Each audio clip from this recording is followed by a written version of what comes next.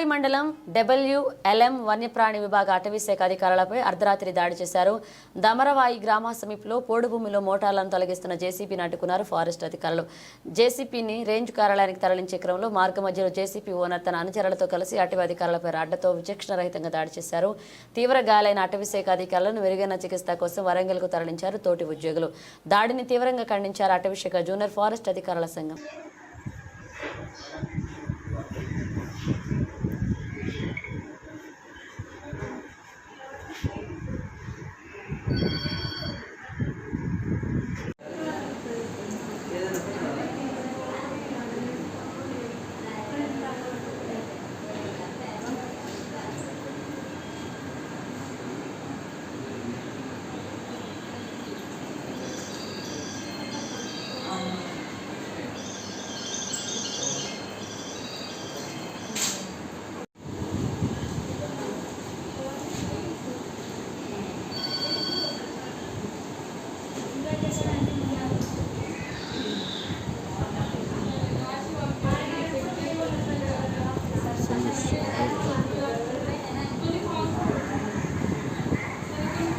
రాత్రి తాడవాయి డబ్ల్యూఎల్ఎం రేంజ్లో మన శరత్ చంద్ర బీట్ ఆఫీసర్ మరియు వినోద్ కుమార్ సెక్షన్ ఆఫీసర్పై జేసీబీ యజమాని మరియు వారి యొక్క